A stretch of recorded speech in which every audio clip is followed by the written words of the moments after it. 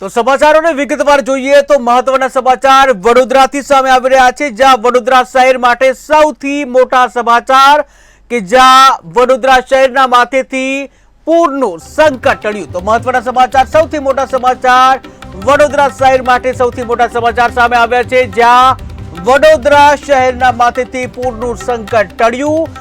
જ્યાં municipal commissioner દ્વારા કરવામાં આવી જાહેરાત, ત્યારે વિશ્વામિત્રી નદીની સપાટી ઘટીને 20.47 ફૂટ થઈ, ત્યારે આજવા સરોવરની સપાટી 213.39 ફૂટ થઈ, પ્રતાપપુરા સરોવરની સપાટી 228.53 ફૂટ થઈ।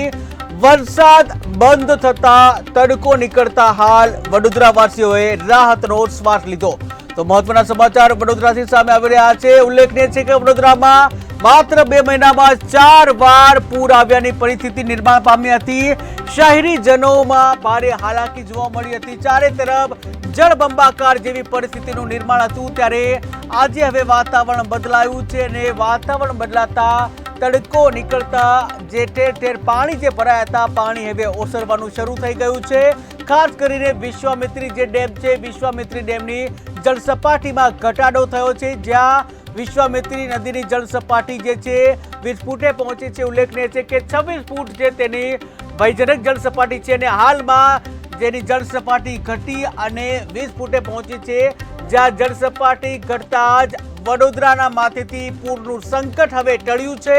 પૂરનું સંકટ ટળતા વડોદરાવાસીઓના જે રાહતના સમાચાર આવ્યા છે તેઓના માટે, અને જ્યાં આખરે જે 2 મહિનામાં જે કહી શકાય 2 મહિનામાં 4 વાર જે પૂર આવ્યું હતું અને જ્યાં પાણી ઓસર્યા બાદ જે જળ સપાટી છે વિશ્વામિત્રીની જળ સપાટી ઓછી થતા આખરે વડોદરાવાસીઓએ રાહતનો શ્વાસ લીધો છે। ત્યારે મ્યુનિસિપલ કમિશનર દ્વારા જાહેરાત કરવામાં આવી, વિશ્વામિત્રી નદીની સપાટી ઘટી 20.47 પહોંચી, આજવા સરોવરની સપાટી 213.39 ફૂટ પહોંચી, ત્યારે પ્રતાપપુરા સરોવરની સપાટી 228.53 ફૂટ થઈ છે, જ્યાં વરસાદ બંધ થતા તડકો નીકળતા વડોદરાવાસીઓએ રાહતનો શ્વાસ લીધો।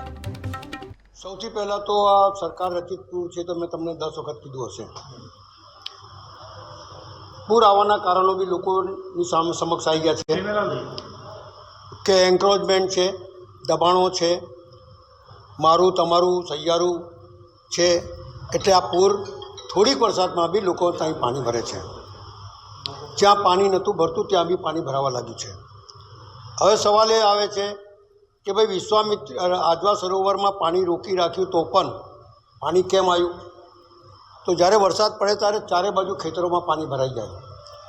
લગભગ 12-14 કિલોમીટરના જે એરિયા છે બંને સાઈડના, એ બધામાં પાણી ભરાયેલું હોય।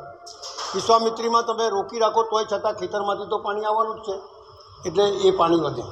બીજું, પાણી નીકળવાના રસ્તા બંધ થઈ ગયા છે, એટલે વધારે પાણી આવે, દેખાય અને લોકોને પારાવાર નુકસાન થાય। એટલે પૂર આવવાના અનેક કારણો છે અને પૂરમાં પાણી રોકી રહેવાનું મોટું કારણ છે। 29 સપ્ટેમ્બરે જે વડોદરામાં સવારમાં 1 થી 3-4 વાગ્યા સુધી જે ભારે વરસાદ પડ્યો, ઓછી સ્પીડ ઓછા સમયમાં લગભગ 4 થી 5 ઇંચ જેટલો વરસાદ પડ્યો। એવી જ રીતે ઉપરવાસમાં પણ વરસાદ પડ્યો, એટલે વિશ્વામિત્રી નદીનો જે કેચમેન્ટ એરિયા છે એ તમામ વિસ્તારમાં પાણી ભરાય। ખાસ કરીને જે પૂર્વ બાજુનો કેચમેન્ટ વિસ્તાર છે એનો ધડાવ વડોદરા તરફ છે, એટલે પાણીની સ્પીડ ઘણી વધારે હોય, એટલે આજવાના કેચમેન્ટ એના લીધે આજવાની સપાટી વધી। એ સિવાય આજુબાજુના ગામો 3 તળાવ, ખાસ કરીને વાત કરીએ તો વડોદરા, હરિપુરા અને ધનોરા અને સાવલી તાલુકાના પણ અમુક ગામો, આ બધા જ ગામોના પાણી વિશ્વામિત્રીમાં ઠલવાતા હોય છે। સાથે સાથે વડોદરા શહેરી વિસ્તારમાં જે પાણી પડ્યું એના પણ વરસાદી ગટર અને કાંસોના પાણી વિશ્વામિત્રીમાં જતા હોય છે। જ્યારે કહેવાય કે ચોમાસાનો અંત હોય અને તમામ નદી નાળા સેચ્યુરેટેડ હોય, તમામ જમીન પાણીથી સેચ્યુરેટેડ હોય, એટલે પાણીનું એબ્સોર્પ્શન કે પાણીની જે બફર સંગ્રહ શક્તિ હતી એ ઓછી હોવાના લીધે, એટલે જે પહેલી 24 જુલાઈ પછી 26 ઓગસ્ટ અને અત્યારે જે આપણે 28 સપ્ટેમ્બરે પણ જે બધા અમે ડેમ મેનેજમેન્ટ કર્યો, એના કારણે અમે રૂલ લેવલ તોડીને હંમેશા ડેમ મેનેજમેન્ટ કર્યો છે।